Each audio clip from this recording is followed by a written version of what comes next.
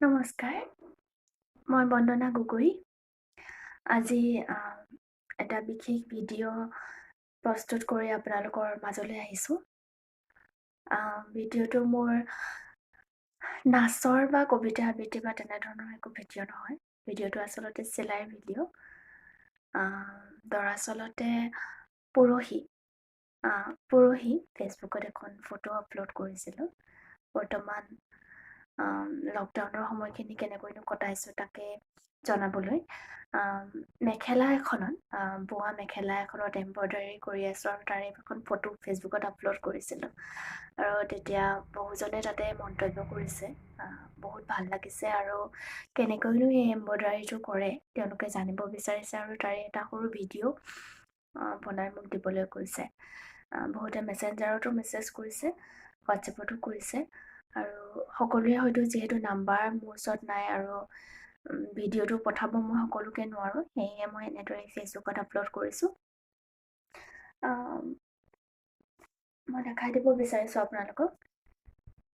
এয়া এনেদৰে কৰিছোঁ, এনেকুৱা হৈছে দেখিবলৈ। এয়া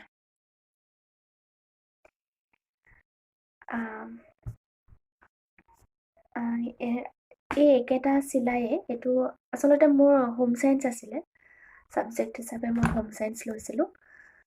যেতিয়া মই ডিগবৈ মহিলা মহাবিদ্যালয়ত পঢ়ি আছিলোঁ, তেতিয়া মই তাতে বহুত চিলাই শিকিছোঁ। কিন্তু এইটো চিলাই মই যেতিয়া LP স্কুলত পঢ়ি আছিলোঁ আৰু BT পৰীক্ষা দিবৰ বাবে সাজু হৈছিলোঁ, তেতিয়া মোৰ স্কুলৰ শিক্ষয়িত্ৰী ৰঞ্জনা ভূঞা বাইদেৱে শিকাইছিলে এইটো চিলাই। তেওঁ এইটো চিলাই গুটি চিলাই বুলি কয়, আৰু ময়ো গুটি চিলাই বুলিয়ে কওঁ। পিছত যেতিয়া হোম চায়েন্স ল'লোঁ, পঢ়িলোঁ, বিভিন্ন চিলাইবিলাক শিকিলোঁ বা ইউটিউবো চালোঁ, তেতিয়া গম পালোঁ যে এইটো বুলিয়ন নট ষ্টিটছ বুলি কোৱা হয়, কিন্তু মই এইটো গুটি চিলাই বুলিয়ে কওঁ। আৰু এই একেটা চিলাই দি মই এনেদৰে পুৰণা জিন্স কাটি এনেদৰে জেকেট এটা বনাইছিলোঁ। তাৰ ওপৰত এই একেটা চিলাই মই কৰিছিলোঁ। এইটো দেখিছে কিমান ধুনীয়া হয় দেখিবলৈ। এয়া ছাইডবিলাকত কৰিছিলোঁ, এনেকুৱা হয় দেখিবলৈ। আৰু এইটো এটা মোৰ ৰাহি বা মেখেলাৰ পটি মই ইয়াতে লগাই দিছোঁ এনেকৈ। এইবিলাক কৰি থাকি ভাল পাওঁ। আৰু যেতিয়া এখন সম্পূৰ্ণ হ'ব মই আপোনালোকক দেখাম। বহুত ধুনীয়া দেখিছে, নীলাত হালধীয়া আৰু গুলপীয়া এনেকুৱা হৈছে দেখিবলৈ।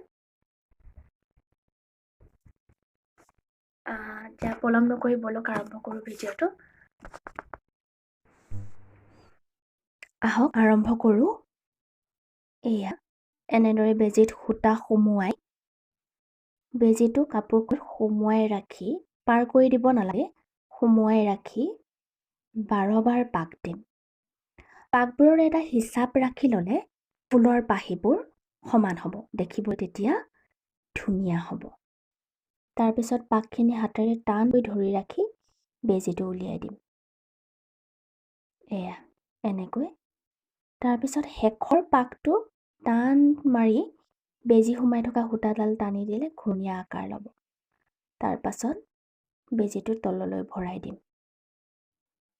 এয়া ফুলৰ পাহিৰ দৰে হৈ পৰিব। তাৰপিছত সেই ফুলৰ পাহিটো মেখেলাখনৰ সৈতে ফিক্স কৰিবৰ বাবে তাৰ ওপৰেদি এটা চিলাই মাৰি দিম। এনেদৰে আকৌ এবাৰ দেখাই দিছোঁ। এয়া বেজীটো উলিয়াই ল'লোঁ।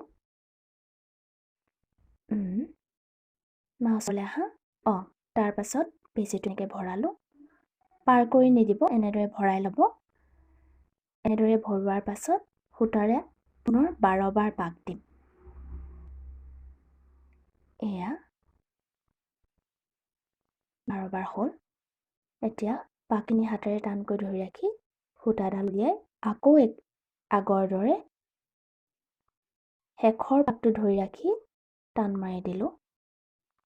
এয়া তাৰপিছত বেজীটো সুমুৱাই দিলোঁ। এয়া এনেকুৱা হয়, খুব ধুনীয়া হয়।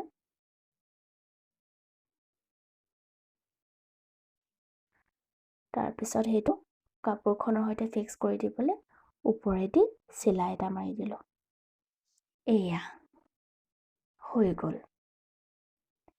ওচৰলৈ আহাচোন মা। অঁ এয়া এনেকুৱা হয়।